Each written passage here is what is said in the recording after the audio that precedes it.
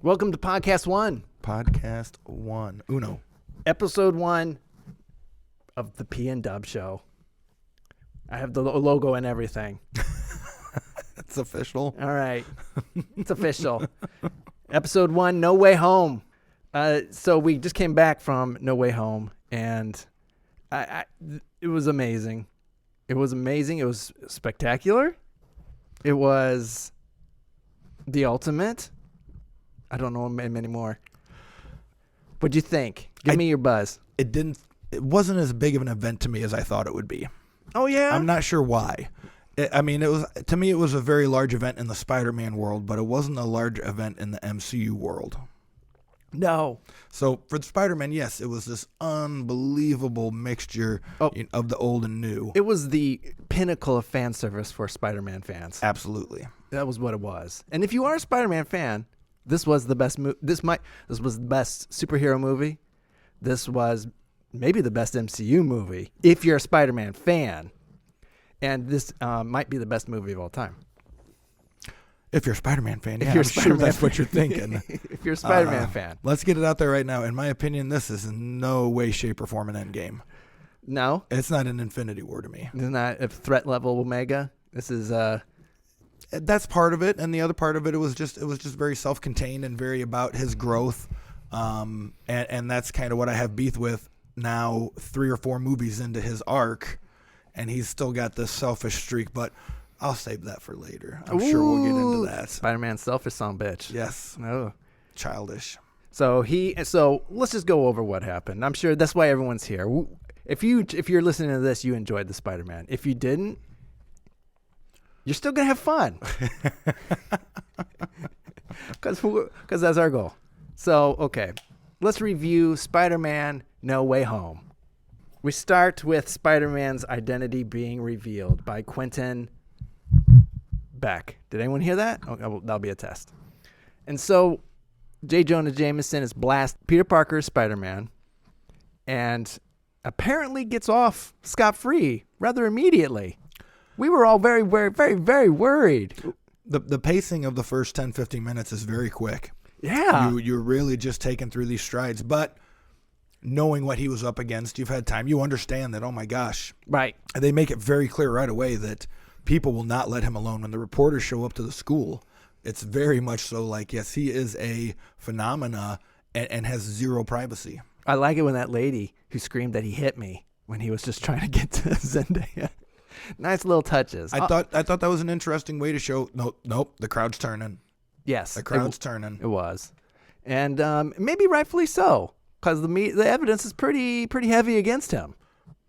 Yeah. Why would you think otherwise if you don't know him? Right. And this is a world that, I mean, they did have aliens attack them and everything, so they're probably on a little edge. You know. Yeah. I mean, New York almost was destroyed, and that one country over in the other part of the world got destroyed. Sokovia. So I imagine they'd be edgy. So, okay, I don't blame them. But we got a blind guy for a lawyer comes in. that got an audible couple whoops in my theater. That got the crowd excited. Daredevil, as pretty obvious. Matt Murdock is here. Mr. Charlie Cox. Is that who he is in the? No, that's his real name. That's the actor Charlie Cox. In the real world? Correct. In the Muggle world. And between that and Kingpin in the same week on Hawkeye, it's like, whoa, here come the Defenders. Yeah. I never bought into that world so much. Is it got a hot fan following? It does. Online Daredevil, Luke Cage. I did follow the lady for a little while. Jessica Jones. Pretty interesting. With David Tennant in it. That was really stellar. I've never watched any of them. I know there's a couple seasons of Daredevil. I know that they did a Punisher. I know they did an actual Defenders series. But I followed it all and kind of followed the storyline and what they were doing, how it tied into the MCU.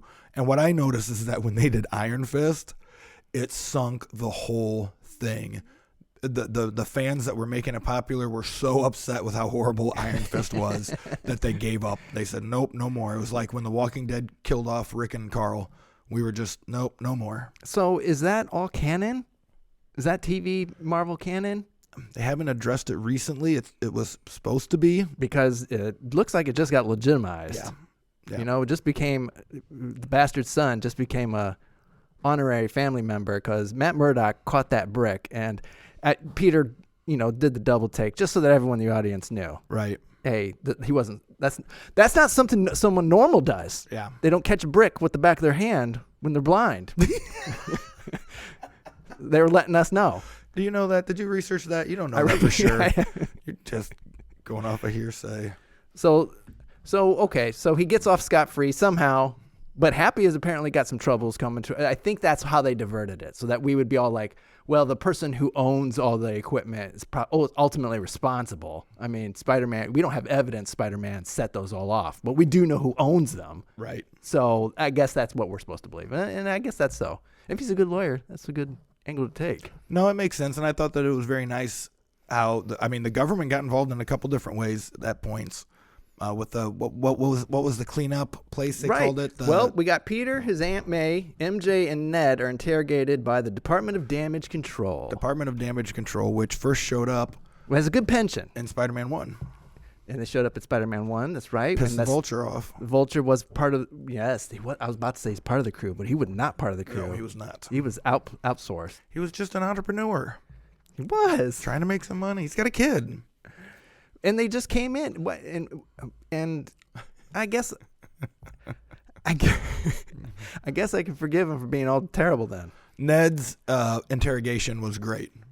Oh, at Ned's the office. interrogation was unbelievable. I mean, obviously they were all good, being very stoic and not giving any information, but Ned's was perfect. Well, the polarity between Zendaya or MJ just knowing her rights. Right. And she knows rule number 1. If they bring you in, don't talk without a lawyer. And she knew that, and she recited it to him. I'm glad they do these public services every once in a while, because it is best not to talk. Everyone knows that. Right. But Ned spills the beans because he got a little prideful. It's so smooth, too. Yeah. I'm saying. So all the charges are dropped with the help of lawyer Matt Murdock. Parker, MJ, and Ned apply to MIT, but their applications are rejected due to MJ and Ned's association with Spider-Man.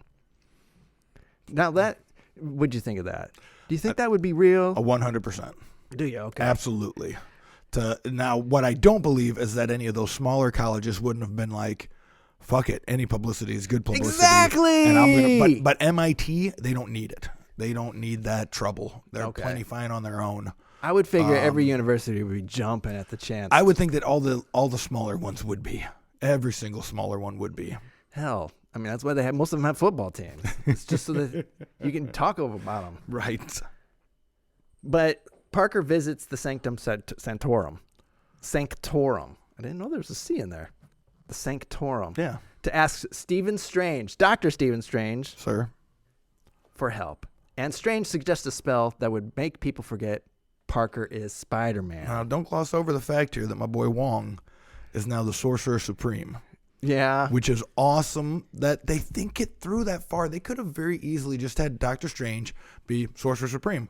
But what they did was said, no, what happened? Oh, Wong was here for 5 years. Wong was still fighting. Wong was still protecting, Earth. What happened during those 5 years? He's the Sorcerer Supreme. We should have Wong the movie. And I love it that he that Strange kind of holds it against him. Dr. Wong. I don't... Making Wong's right. So where... Could you put out a movie just named Wong? If you attach MCU to the name, it's going to go. Marvel presents Wong. Wong. The Stephenless years. So what do you think of Wong as an actor? I think he's great. Okay. Yeah. I don't know. I'm on the fence with him. He is who he is. I mean, that's just who Wong is. Yes. He's he serves his role. Salty, Yeah. But once again, you look at the end of Shang-Chi, as we talked about a couple of weeks ago. I love that, topping it off with the drunk karaoke. It's just great. They're just normal people. We talked about it with Hawkeye, showing the bandages. Show me more about how they do things like I do. Mm-hmm. It's not because Cap doesn't have to ice down nothing afterwards. No, he doesn't. And except the extreme situations. Oh, did I just do a pun? I don't know. Did you? What was it? Ice down. Review the tape For Steve. Oh, that was good. Wow. I'm not in the right frame of mind to have caught that. But you have to apply some alcohol to your cuts. You can't let that stuff swell. You can't let it get affected. So Wong is warning him not to do the spell, but Steve does it anyways. Now, there was a lot of speculation that was bad Steve. Because why would Stephen Strange do this for Spider-Man? And it kind of seemed he did talk Wong into it, right? Or Wong was still not on the... Because, I mean, Peter did all this for the world. And now he's hosed for the rest of his life. Yeah. I mean, if you've got the spells, you got to try to help your buddies, right? Sure. You can't stick to your principles. Sounds like it was a fairly easy spell if they didn't try to sit there and modify it. They've used it before. I mean, right off the bat, he said, yeah, I shouldn't be... You can't modify it once it starts. So he knew right off the bat they were doing something that was good chance to make it fail.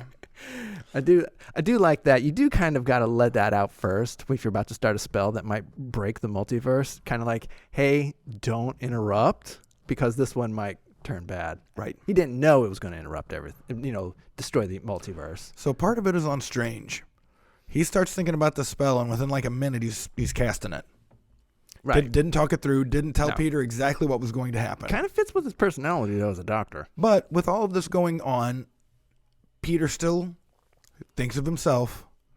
He wants his MJ. Mm-hmm. Please make it so MJ will remember me. Please. Oh, shit. Ned. Don't forget Ned. Right. Man. Oh, no. I have an Aunt May. Right. Okay, so first off, Peter, you're a moron. Name off you have 4 people in your life. Name them off real quick. You know what I mean? Well, also, you could tell them later that you're Spider-Man again. It's not like you couldn't later tell them again. Right. They might forget that you're Spider-Man. Right. But you just let them know again, hey, I'm Spider-Man. Hey, you want to see something? Right. So it was very, very childish and selfish on Peter's part. The way he went about it was strange. Right. He was only thinking about himself, and that really turned me off of this Spider-Man. Right. Really bothered me that after Infinity War, after the Battle of Endgame, after Civil War, this is where he is? Really? Okay, great. Well, hopefully he won't make any other bad decisions in this movie. We'll see. His heart's in the right place, so that's Spider-Man-like. Not in this area, though. It was only on him. Strange contains the spell and makes Peter leave when he figures out that Peter didn't even consult the MIT administrator first. I wonder what they were going to say to him to get them to change their mind, though. I mean, he ended up having to save her life. If you're not saving her life, if you're taking a phone call to Boston, what's Parker saying to them to get them to change their mind? At the very least, he's saying, don't punish Ned and MJ for knowing me. Yeah, that's what he wants. Yeah. But they've already decided that. That's why they got letters, too. Yeah, but there's still, if you're passionate about something like Dr. Strange said, you're going to make a hair more effort to right the situation before you go to magic. Right. I was just wondering what that conversation would have been like. What could he have said to get Ned and MJ into MIT? Just begging? Begging. Endless begging? Asking, what can I do for you? I know people. I know Avengers. Whoa. Anything. Bribe. Once again, like Strange said, just put in the smallest of effort. You put in nothing. Right. Yep. Just gave him a call and was like, poor Peter Parker. Well, she wasn't going to let him in. Move out of New York. There's crime in other cities. Mm-hmm. There's crime in other countries. Gotham. Exactly. My God, they need help. Absolutely. Yes. All right. So Parker goes to the Alexander Hamilton Bridge. I wonder why that's important. To convince an MIT administrator to accept Ned's and MJ's applications. So he just happens to find her along the street, but the bridge is suddenly attacked by Otto Octavius, the first ones to come through. So we didn't see any of them come into existence, did we? No. So they didn't. Well, we saw the Spider-Mans, but they were already in that universe. Yes. We didn't see any of them kind of materialize. I guess it would have been like the reverse of them leaving, kind of that bright light. You would assume so. And that would have to be a scary experience. Oh, yeah. If you're not expecting it. If you're not.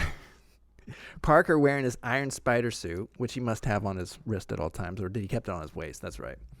Battles Octavius on the bridge while attempting to save the MIT administrator.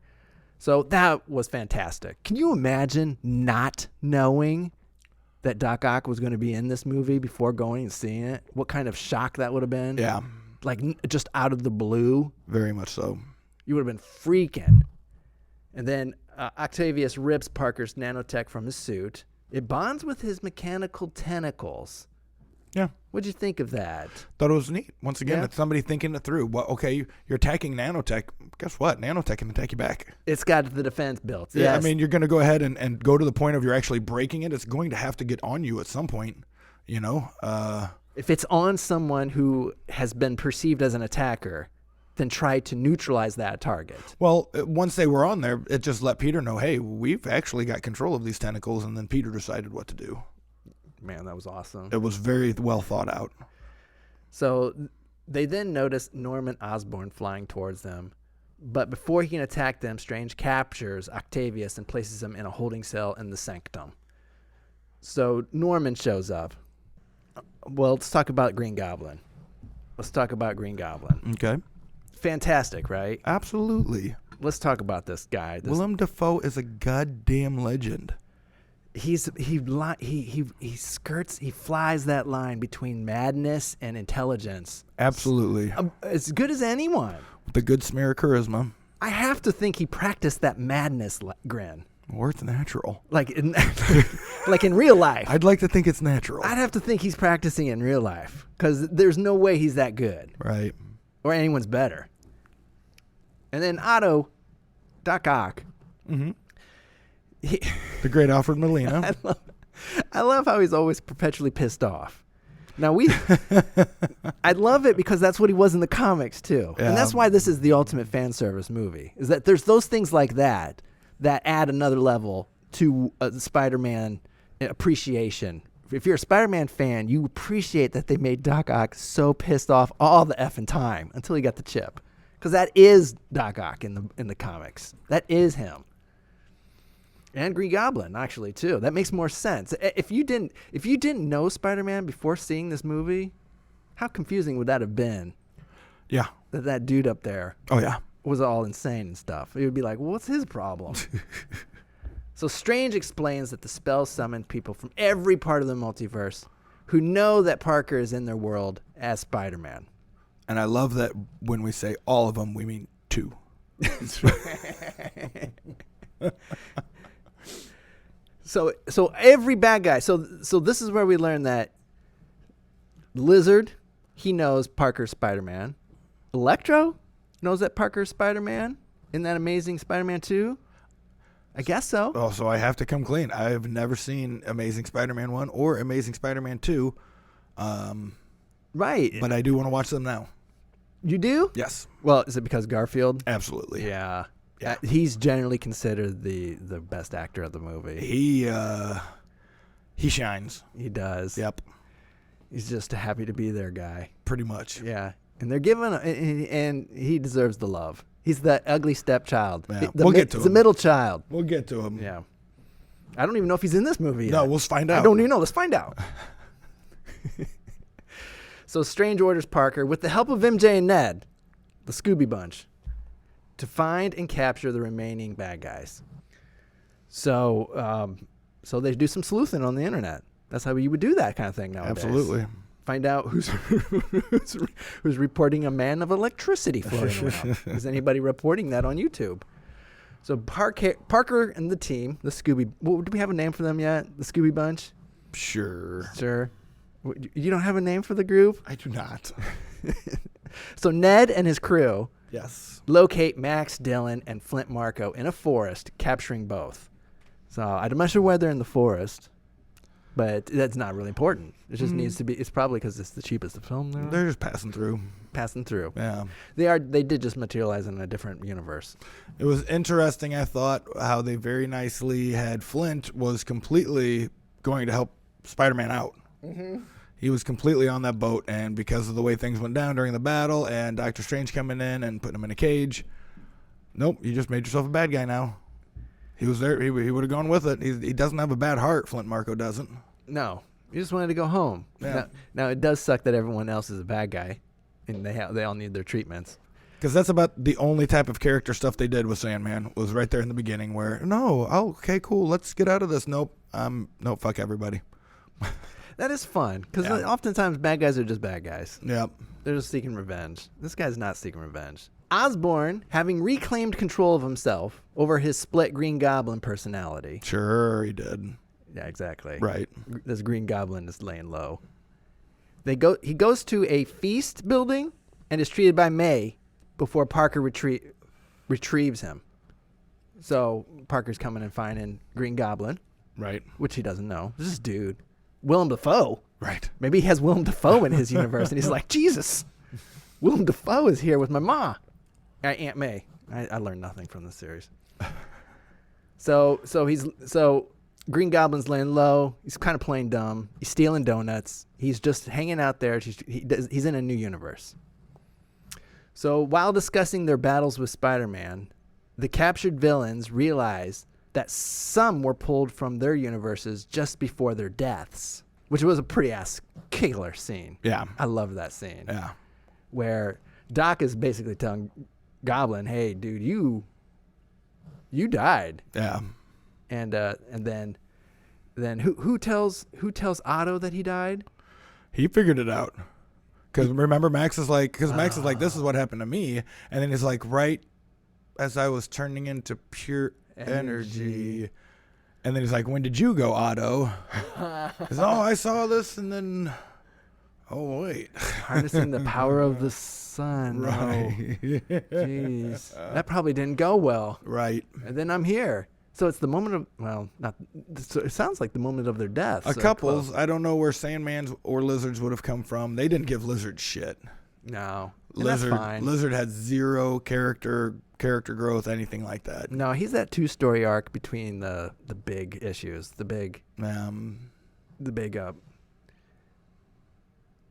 graphic novel issues. That's what he is. He's in betweener. He's the ones where you gotta grab up the 2 singlets. While they're discussing battles with Spider-Man, they realize that they were pulled from their universe just before their deaths. Strange imprisons Osborn with the others, then prepares a spell contained within a box that will send the villains back to their respective universes to meet their fates. So that's a wonderful device. It's one of those MacGuffins. Right. It's the thing that everyone's chasing and it's just driving it. It always works well in these type of movies. We had the gauntlet. We have all these stones, and now we've got ourselves a box. Yeah, there's normally something. Parker argues that they should first cure their powers and insanity, hoping that doing so would prevent their deaths upon their return. Parker steals the boxed spell, and after a brief fight with the mirror dimension, which was fantastic. It was pretty damn good. And he's trying... I love... You got to give an idea. How does Spider-Man handle someone like Doctor Strange? He handles it by being one step ahead and always pulling things out at the very last moment. And that's exactly what they did. That was the only way to do that. We have to also imagine that Steven was pulling his punches. Yeah, he had to have been. Feels like he could have just... Yes. I love the one where it was the portals. Yep. It was like the portal, and then he shoots through the portal to create the... And they're just going... yeah, like a Looney Tunes. So here's my beef. Doctor Strange is actually fighting you over this. You are trying to save... Your big beef was that you wanted your privacy, but you wanted Mary and Ned and May to know. But now your priority is that, no, these people I don't know who deserve to die, I'm going to try to save them. Once again, it's his... Yeah, that's so selfish. You're only helping yourself. These people have proven that they're not worth your help. And yet you're going to sacrifice everything again. Once again, you're sacrificing everything. He's so childish. I hated seeing the bad decisions on him. And I look at it and I say, well, what are some of the other major MCU bad decisions? Obviously, the biggest there ever was Ultron. Oh, building it to begin with? Yeah. Without, consulting. But Ultron was done altruistically. He was trying to defend. He was trying to protect. He was thinking of everybody else. Peter's thinking only of himself and these 5 people he doesn't know. He's just a bleeding heart. He's just trying to, He's prove a that teenager. That's what I'm going to say, but he's been to space. we got to make these movies work. He's been to space. Been to space. My God, he literally killed like 50 aliens in one dog pile. I mean, Yeah. I'm ready for him to be more mature, and he just keeps making the childish choices. Well, he traps Strange in the multiverse, the mirror dimension. Why take a sling ring? Dick move. Hey, man. Dick move. You got him? You cut him down, and you might as well just take their jewelry while you go. Yeah. So Peter smuggles the villains to Hogan's apartment and successfully cures Octavius. Solid scene. Yes. While developing cures for Dylan and Osborn, the Goblin persona takes control of Osborn and convinces the uncured villains to turn on Peter. It's such a Goblin thing to do. That's such a dick move. When Electro was got that thing on his chest, yeah, it was kind of I guess deneuralizing, de-electrifying. So he said it didn't feel right. I wonder what he was thinking there. Do you think he was just scared to be just becoming a nobody again? Is that what he was doing? Could have been. I mean, he could have just been referring to the fact that just as it didn't feel right when he gained electricity into his body, it probably doesn't feel right to lose the electricity in his body. I shrugged that line off. And electricity in this universe feels good. Yes. We learned that. Mm-hmm. Yeah. Oh, my, electricity. Didn't see you there. So Goblin makes him turn on Peter, which is, dick move. Mm-hmm. And so Marco, Dylan, and Connors escape, and Osborn destroys the apartment before the scene. It kills May. Oh. I hope you guys have seen this. It was very well done. I loved it. And of course, she's going to be trying to defend Peter. She's going to try to do what she can. He's trying to tell her, get out of here. Get lost. You can't do nothing here. I assume that his flyer spiked her in the back somewhere and she's bleeding out. That's how she died. It got her right in the gut. Yeah. It hit her right in the gut. Yeah, I mean, I knew it hit her. I was a little surprised they didn't make that the death. Make that a little more obvious. Show her chopped in half. Until he just reaches down and he's got a little bit of blood on her, She died the same way that Goblin died in Spider-Man 1. Right. That's what he did. He took that glider to the gut. But can you imagine if they did chop her in half? No, I can't. And she was trying to put her intestines back in. All right. Oh, my Lord. Hey. What? It was a good scene the way they did it. No intestines. They did a good job. Don't do it my way. And then we get the responsibility line. So, which is great. Yeah. And she didn't do it quote for quote. She phrased it just a hair different. She did it. She did it like she did it in My Cousin Vinny. She did it. Did she? So Ned learns how to open portals. She won an Oscar for that? She did. Yeah. So everybody calls her an Oscar winner, and then you're like, well, what'd she win for? Remember that Joe Pesci movie, My Cousin Vinny? I wonder, she might be the only Oscar winner in the movie. I wonder if I know he's been nominated. Right. I think he was nominated for Platoon, but I don't know if he's ever won. Jamie Foxx did. There's no way of ever knowing. I think Jamie Foxx did. He did. Yeah. Well, there's a lot of them in this then. Alfred Molina might have. That's right. Thomas Hayden Church did not. Cumberbatch is in it. He could someday. Could someday. That's right. Wong will not. No, he's a cinematographer on the side. He might. Won 4 Visual Oscars. effects. Yes. Right. Saving Private Ryan. Great. Best sound. Planet of the Apes 2. And Garfield might someday too. There's a couple winners here. Did Toby win for Cider House Rules? Ooh. I don't think so. I don't think. No, he didn't win. It would be really fun if we looked this up for the audience, and then we'd know, and we wouldn't just be sitting here guessing stuff. You know what? You guys do our work. You look it up. Let us know. So Ned knows magic. And that's fun. And he opens some portals. It really makes that montage of Doctor Strange having to learn it at Carmontage. It seemed like taking forever, and Ned accidentally does it. Right. So Ned must have some super, super, super powers. His nanina, that old lady in the apartment, she must know something. So he and MJ use it to try to locate a Parker.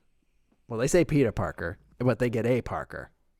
So instead, they accidentally find 2 other versions of Parker, who were then also summoned by Strange's spell dubbed Peter 2 and Peter 3. Peter 2 ended up being Toby, even though he was the second one in there. Did you know that? He's Peter 2. Yeah. Oh. Well, I thought Peter 2 would be the first one that appears, which was Garfield. But it wasn't. No, I think that when they came up with the 1, 2, 3, they deferred to Toby's seniority. Gotcha. Yeah. Youth pastor. That was a good line. If he's in this, we're not sure yet. Oh wait, no, here we are. So they are here, Peter 2 and Peter 3.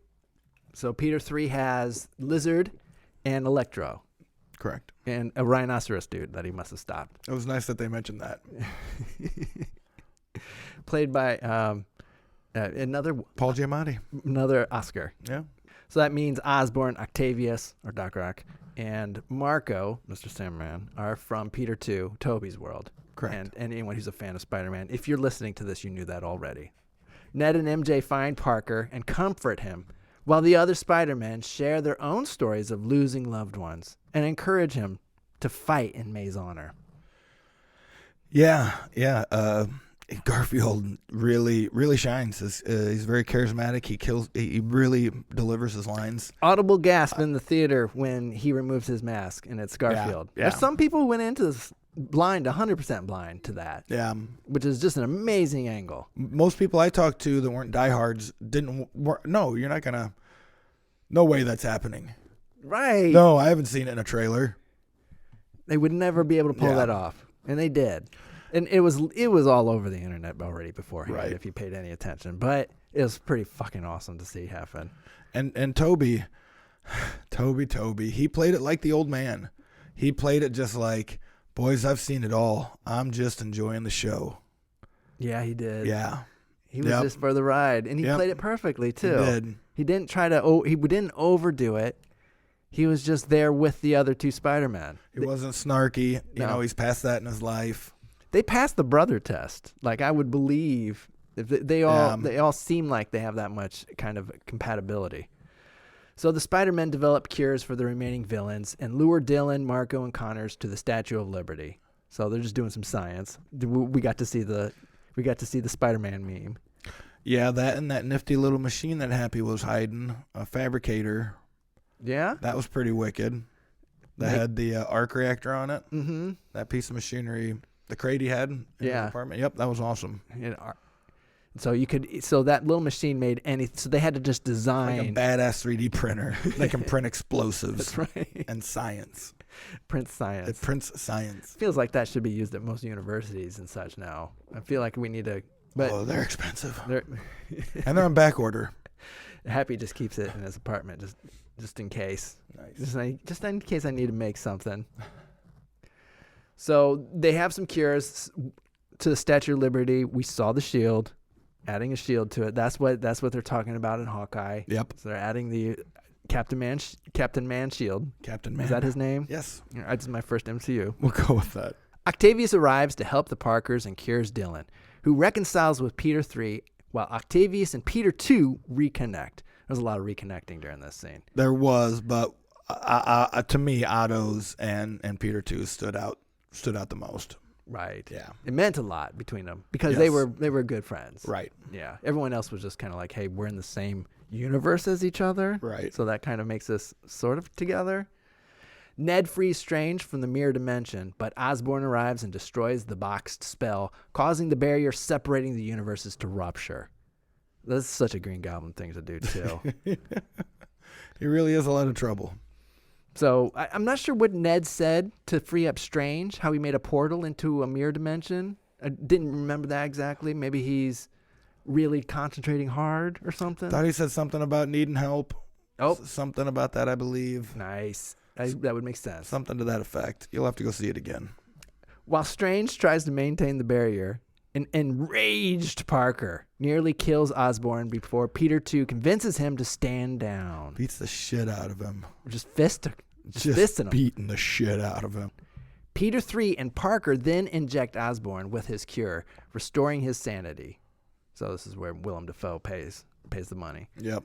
Parker, realizing that the only way to protect the multiverse is to erase him from everyone's memory, He requests Strange to do so. So Parker promises MJ and Ned that he'll find them again.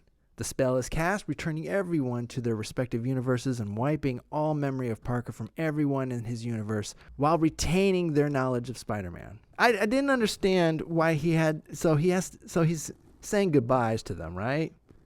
Well, okay, just stay right there with them until their memories are gone. Yeah, that he's Peter. I thought that too. And then it could all of a sudden be like, hey, I'm Spider-Man. You guys don't remember, we're all important people. Right. Hey, look, this is what I look like. So I don't know. It's so nice that in the end he did what he could have just done at the very fucking beginning. Just say, yeah, right, wipe me from everybody's mind.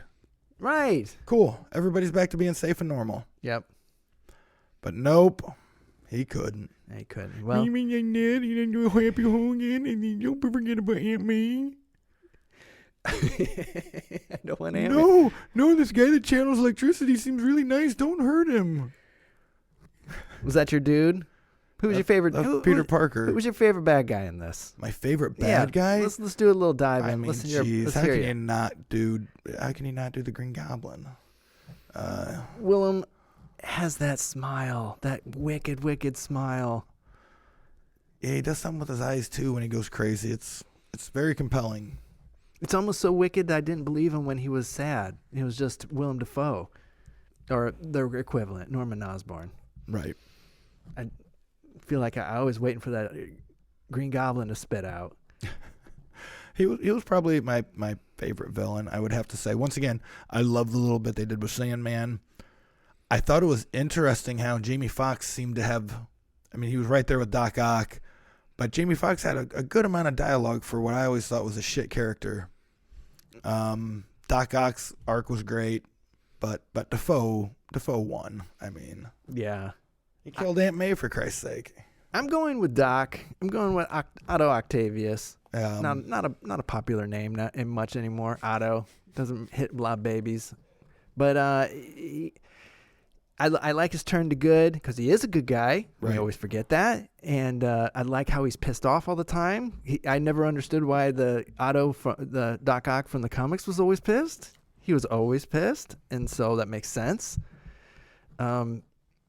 Electro was Electro. I think Jamie Foxx did as much as he could do with it. I think. Without having seen the movie prior, I can't really comment. Right. It was strange. He did look a lot better. Yeah. He played like a rundown janitor in that one, at least from the images I saw. Kind of just down on his luck type of janitor. And now looks like Jamie Foxx. So I can understand him not wanting to go back. Yeah.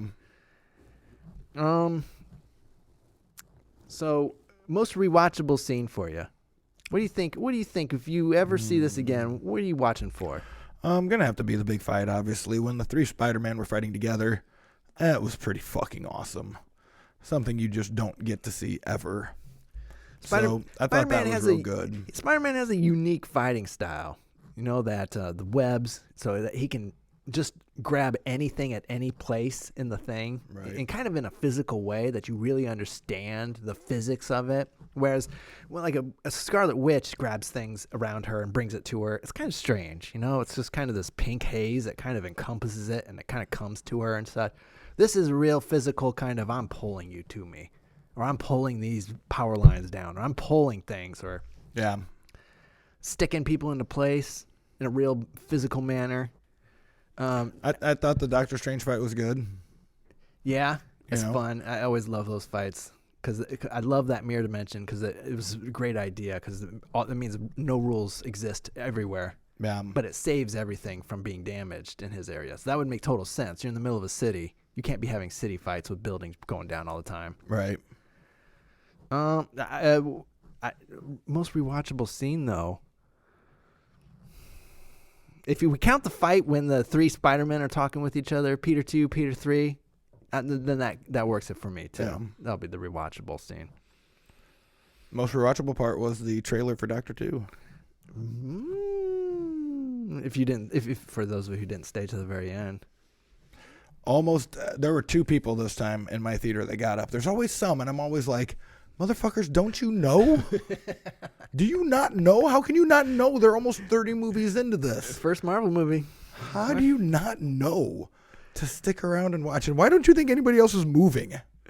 Everybody else in the theater's still sitting. That has to be their second viewing. Must make sense. Maybe. That could be. That's a good call. And they're like, okay, I saw it. I saw it on the internet too. Yeah. That's going to be on the internet immediately.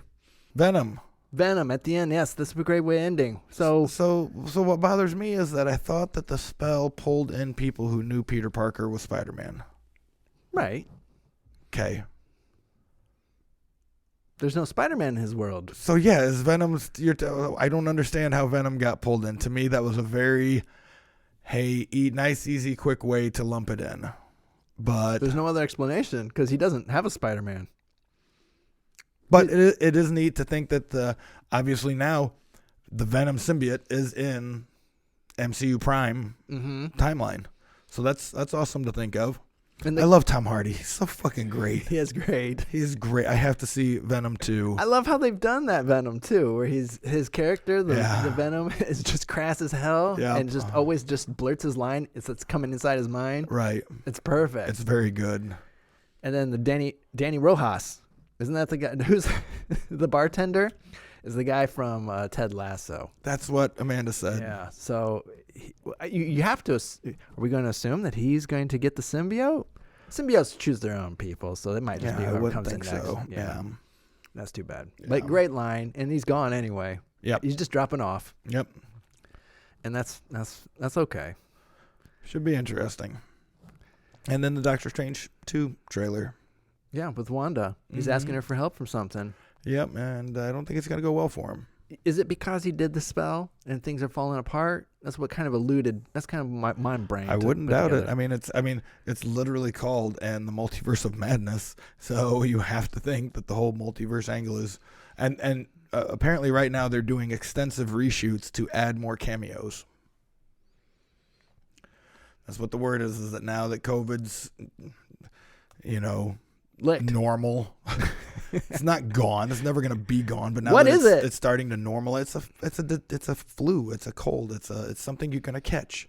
It happens. They're getting back to making movies. Correct. And there are people coming in. Yep. And so they're going to. So now they're up in the cameos because it's the and people took to Loki. They get the concept of the multiverse and the concept of variants. Mm-hmm. So. So I thought of Loki during the show. Yeah. Let's talk. This will be the last one. So when Kang feels that disturbance, is that Doctor Strange casting that spell? Could be. And he feels it, and he's like, uh-oh. The disturbance could have been when the spell was broken and the multiverse started coming unleashed. Mm-hmm. Could be there. That's what I thought. I thought it was that moment when Peter and him were in the Or it could be the moment when Wanda fully realizes she became a Scarlet Witch. Thus it became inevitable. Because do you know if you line those episodes up, they line up? Do they? Yeah, where she says, or where she becomes a Scarlet Witch and the guy's like, whoa, something just happened. Yeah. They said it was just a coincidence, but... Huh. Yeah, look that up. That's crazy. But that could be just a coincidence. Absolutely, it could be. You know how hard it would be to make that coincidence, but it could be. They always, yeah. Yeah. Well, we'll have to see next time. Next time. All right. Thank you. This is the episode 1 of podcast 1. Episode 1 of podcast 1. That's right. Isn't that what they do in the podcast? Gotta be a company called Podcast 1. Oh, there is. No, I meant like season 1, episode 1, but we call it podcast 1. Podcast 1. The P&DUB show. No homo.